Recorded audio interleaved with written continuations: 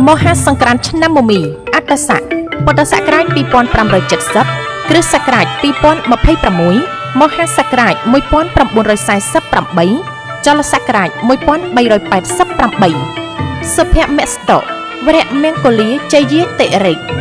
ព្រះពុទ្ធសករាជព្រះសាសនាអតិកន្តាកន្លងទៅហើយបាន2569ត្រឹមថ្ងៃសុក្រ15កើតខែពិសាខលុះដល់ថ្ងៃសៅរ៍1រោចខែពិសាខឆ្នាំមមីអត្តស័កតទៅចូលពុទ្ធសករាជ2570និងកណនីឆ្នាំមមីឥឡូវនេះសង្ក្រាន្តចូលនៅថ្ងៃអង្គារ12រោចខែចែកត្រូវនៅថ្ងៃទី14ខែមេសាគ្រិស្តសករាជ2026វេលាម៉ោង10:48នាទីព្រឹកពេលនោះព្រះអាទិត្យចេញពីមនៈរាសីទៅស្ថិតនៅឯមេសរាសីតាមផ្លូវគោវិថីគឺផ្លូវកណ្ដាលមានទេវធីតាមួយព្រះអង្គជាមគ្គនាយិកាព្រះនាមរាជសាទេវីជារាជបុត្រីទី3នៃកបិលមហាព្រហ្មគង់នៅចតុមហារាជិកាទ្រង់អំពរពណ៌ខ្មៅលំអរនៅព្រះការដោយសិទ្ធឈូកអភរណៈកាយមនោរាផសហាទ្រង់លោហិតឈាមព្រះហស្តស្ដាំទ្រង់ធ្នូព្រះហស្តឆ្វេងទ្រង់ត្រីសូលទ្រង់គង់ឈរបើកប្រណិតលើខ្នងមេណូមៃសេះជាមគ្គពីហណៈទើបនាំអស់ទេវបុត្រទេវធីតាទាំងមួយសែនកោដ្ឋហោះទៅកាន់គុហាកែវធម្មមាលីនាទីភ្នំកៃឡាសខេត្តហេមពាន្តជាទីតម្កល់ទុកនៅព្រះសិរសាកបិលមហាព្រហ្មដែលតម្កល់លើពានមាសនាំមកដង្ហែប្រតិសិនភ្នំព្រះសុមេរុរាជតាមផ្លូវព្រះអាទិត្យចរចំនួន60នាទីទើបនាំយកទៅតម្កល់ទុកកន្លែងដើមវិញហើយប្រជុំទេវបុត្រទេវធីតាទាំងមួយសែនកោដ្ឋចូលទៅស្រង់ទឹកអនន្តមហាស្រះដែលមានទឹកហូរចេញពីបំពង់ថ្មកែវដែលជាមាត់គោឧសភរិទ្ធទាំង7ត្រជាក់ខ្សែនខ្សានព្រះរាជហឫទ័យហើយនាំគ្នាចូលទៅសមាទានរក្សាសិលដោយសមមនុស្សរីករាយគ្រប់ព្រះអង្គក្នុងភគវតីសភាសាលាដែលព្រះវិសកម្មទេវបុត្រនិមិត្តថ្វាយដើម្បីបន្ទោបង់អពមង្គលឲ្យជ្រះស្រឡះហើយចម្រើននៅសិរីសុស្ដីជ័យមង្គលជន្មាយុយឺនយូរដល់ទេវតានិងមនុស្សសត្វផងទាំងឡាយតាំងពីឆ្នាំថ្មីចូលមកនេះបានទូលំទូលាយសុខខ្សែនខ្សានតរៀងទៅ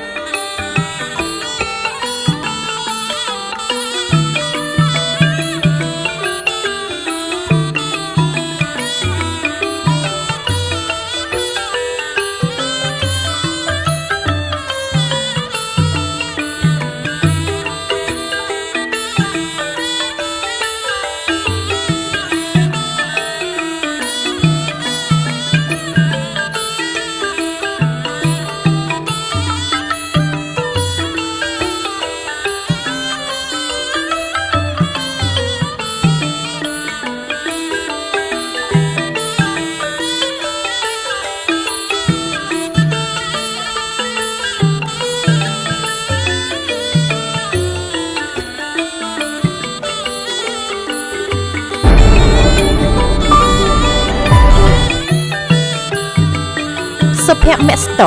វរៈមង្គលាជយាតិរិកព្រះពុទ្ធសករាជព្រះសាសនាអតិកន្តាកន្លងទៅហើយបាន2569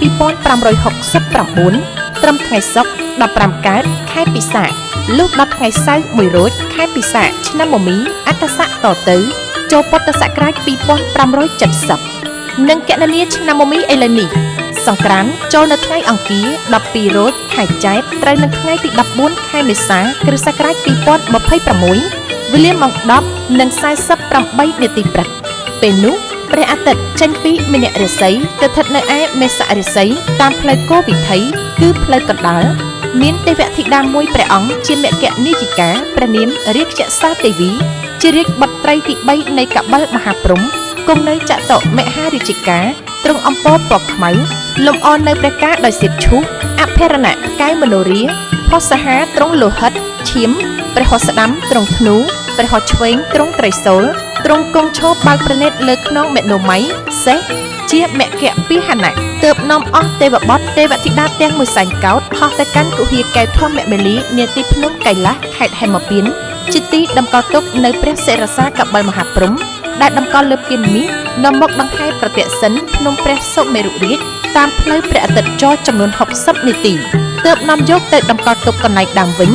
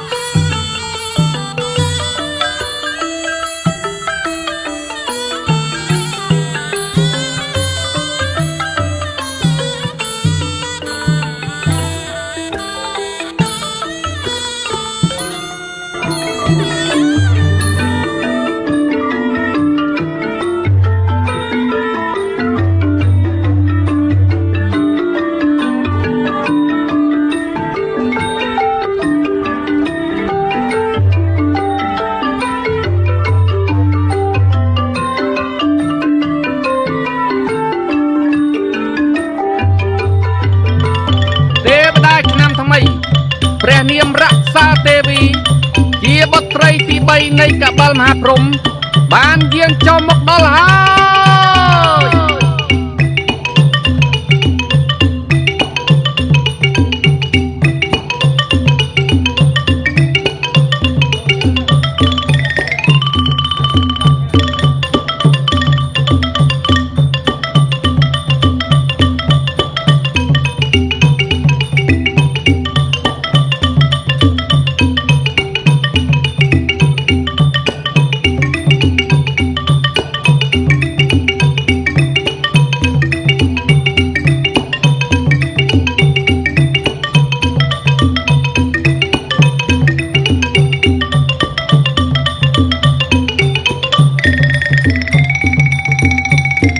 ថ្ងៃអង្គារ12រោចខែចែកត្រូវនៅថ្ងៃទី14ខែមេសាគ្រិស្តសករាជ2026វេលាម៉ោង10:48នាទីព្រឹកជាថ្ងៃចូលឆ្នាំវរៈមហាសង្ក្រាន្តថ្ងៃពុធ13រោចខែចែកត្រូវនៅថ្ងៃទី15ខែមេសាគ្រិស្តសករាជ2026ជាវរៈវណ្ណបតថ្ងៃប្រហ័ស14រោចខែចែកត្រូវនៅថ្ងៃទី16ខែមេសាគ្រិស្តសករាជ2026វេលាម៉ោង14:40នាទី12វិនាទីជាវរៈឡើងស័កគម្រប់ជាសង្ក្រាន្ត3ថ្ងៃស្រេចបរិបូរណ៍ចូលជាសកលឆ្នាំមមីអត្តស័កមហាសករាជ1948ចលសករាជ1388តទៅនៅក្នុងឱកាសសង្ក្រាន្តទាំង3ថ្ងៃសូមអរប្រជាពលរដ្ឋប្រុសស្រីផងទាំងឡាយរៀបចំពលិកាគ្រឿងសក្ការបូជាអត់ប្រទីបជ្វាលាថ្វាយព្រះរតនត្រ័យនិងទទួលស្វាគមន៍ទេវបុត្រទេវធីតាឆ្នាំថ្មីហើយខំលះបង់ចិត្តអាក្រក់អន្តេរដ្ឋីជាចិត្តអប្រិយជាប់ដោយគំនុំគុំគួនព្យាបាទឈ្នានេះដែលកើតមានក្នុងឆ្នាំចាស់ឲ្យជ្រះស្រឡះតាំងចិត្តប្រព្រឹត្តល្អប្រកបដោយមេត្តាករុណាមុទិតាឧបេក្ខានិងបញ្ញាធ្វើបន់សន្តានតាមប្រពៃណីរក្សាសីល5ឲ្យបានជាប់ជានិច្ចនោះទេវតានឹងឲ្យពរសព្ទសាធុការ លោកអ្នកនឹងមានសិរីសួស្តីសុភមង្គលវិបុលសុខគ្រប់ប្រការតាំងពីឆ្នាំថ្មីនេះតរៀងទៅ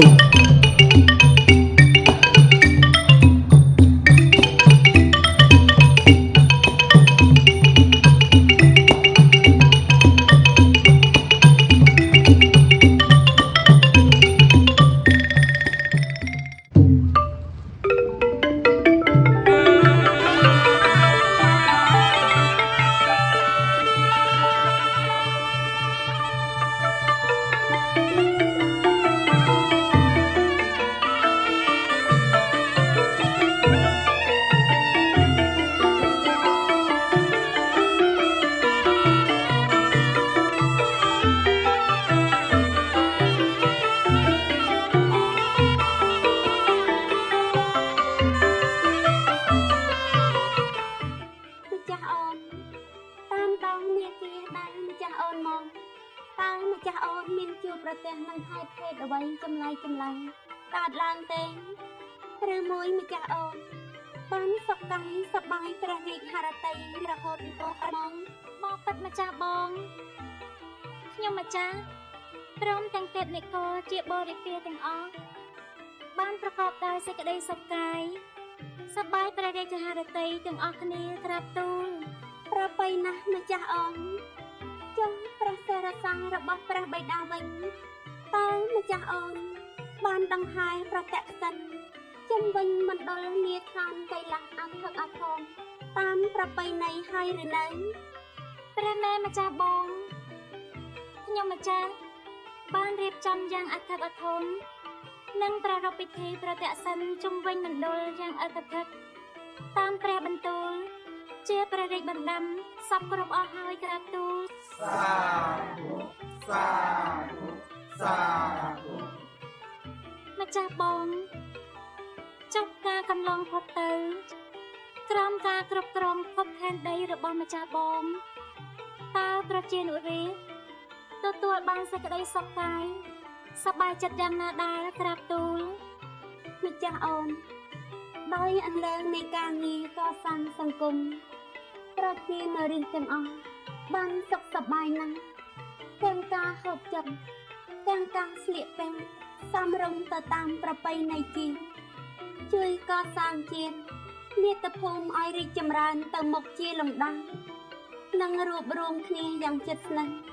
ជាមួយមន្ត្រីរាជការក្នុងសង្គមជាតិរបស់គេផងណាម្ចាស់អូនថ្ងៃនេះជាវេលាដែលទេវតាឆ្នាំថ្មីត្រូវយាងមកទទួលតំណែងគ្រប់គ្រងថែរក្សាមនុស្សលោកបន្តវេនពីទេវតាឆ្នាំចាស់ទេវតាទាំងឡាយបានមកជួបជុំគ្នាមូមីដេដាស់រងចាំទទួលអបអរសាទរពិធីផ្ទេរតំណែងទេវតាឆ្នាំថ្មីព្រះនាមរាជសាទេវីជាបុត្រីទី3នៃកបិលមហាព្រហ្មដែលនឹងយាងចុះមកនាថ្ងៃអង្គារ12រោចខែចែកត្រូវនឹងថ្ងៃទី14ខែមេសា គ្រិស្តសករាជ2026វេលាម៉ោង 10:48 នាទីព្រឹកពិធីប្រកាសផ្ទេរតំណែងទេវតាឆ្នាំចាស់ឆ្នាំម្សាញ់ពុទ្ធសករាជ2569សូមប្រកាសទូលថ្វាយដំណឹងដល់ទេពនិករនិងប្រជានុរាស្ត្រទាំងអស់ឲ្យបានជ្រាបថាពិធីផ្ទេរតំណែងថ្វាយទេវតាឆ្នាំថ្មីឆ្នាំម្សាញ់ពុទ្ធសករាជ2569ត្រូវប្រារព្ធធ្វើនៅពេលនេះហើយបបិទ្ធព្រះនាងឆ្នាំចាស់កន្លងទៅប្រជានុរាស្ត្រក្នុងដែនចម្ពោះទ្វីបទាំងមូលមានសេចក្តីសុខសប្បាយជាធម្មតាដោយឡែកប្រទេសកម្ពុជាបានទទួលនូវសន្តិភាពនិងរីកចម្រើនលើគ្រប់វិស័យអំណេះពីពេលនេះឆ្នាំនេះតទៅទេវតាឆ្នាំថ្មីពិតជាប្រកាន់យកបានរក្សាទុកបាននៅសច្ចធម៌យុត្តិធម៌និងសន្តិភាពជូនប្រជារាស្ត្រតរៀងទៅបានពិតប្រាកដជាមិនខានសូមឆ្នាំថ្មីចិត្តថ្មីគំនិតថ្មីកើតមានក្នុងសន្តានចិត្តកុលបុត្រកុលធីតាខ្មែរគ្រប់រូបដើម្បីចាប់ដៃរួមកម្លាំងសាមគ្គីពួតដៃគ្នា រុញច្រាននាវាកម្ពុជាឆ្លងកាត់រលកធំធ្វើដំណើរឆ្ពោះទៅត្រើយសន្តិភាពនិងសុភមង្គលវិបលសុខមហាប្រសាទថ្លៃថ្លាតរៀងទៅសាធុសាធុសាធុយើងជាទេវតាឆ្នាំថ្មីព្រះនាមរាជសាទេវីជាបុត្រីទី3របស់កបិលមហាព្រហ្មសូមប្រកាសទទួលតំណែងគ្រប់គ្រងភពផែនដីបន្តវេនពីទេវតាឆ្នាំចាស់ពីពេលនេះតទៅហើយហើយសាធុជនទាំងឡាយអស់រយៈពេល3ថ្ងៃ3យប់នេះនឹងតទៅទៀតចូលអ្នកខិតខំសន្សំកុសលជំរះមន្ទិលសៅហ្មងទាំងឡាយហើយខំតាំងចិត្តព្យាយាមរក្សាសិល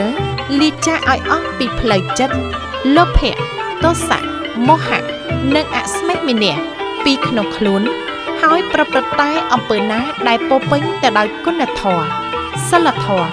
សច្ចធម៌ព្រមទាំងព្រហ្មវិហារធម៌នៅក្នុងចិត្តគឺមេត្តាករុណាមុទិតានិងឧបេក្ខាជានិច្ចរួមជាមួយនឹងសតិបញ្ញាស្មារតីឆ្លៀវវៃឈានទៅកាន់ភាពសម្បូររុងរឿងទទួលអំណរឆ្នាំថ្មីនេះយើងទេវតាឆ្នាំថ្មីសូមប្រទានពរជ័យសិរីមង្គលទាំង5ប្រការគឺអាយុវណ្ណៈសុខៈពលៈនិងបដិភិនៈចូលកើតមានដល់មនុស្សលោកទូទាំងដែនចម្ពោះទ្វីបទាំងមូលសូមឲ្យប្រទេសកម្ពុជាបានរីកចម្រើនលូតលាស់កាន់ថ្កានលើទឹកដីអង្គរដ៏ប្រសើរបវរបានសុខក្សេមក្សាន្តកូនខ្មែររស់នៅបានសុខដុមរមនាសាមគ្គីគ្នារឹងមាំនៅគ្រប់គ្រឹះស្ថាននៃមជ្ឈដ្ឋានបានសុខសាន្តទៅហងសាធុសាធុសាធុសូមទេវតាឆ្នាំថ្មីជួយថែរក្សាមនុស្សលោកនៅក្នុងចម្ពោះទ្វីបនិងព្រះរាជាណាចក្រកម្ពុជាឲ្យរស់នៅសុខដុមរមនាត្រជាក់ត្រជុំសម្បូរសប្បាយរួចផុតពីទុក្ខភ័យដរាបតរីទៅ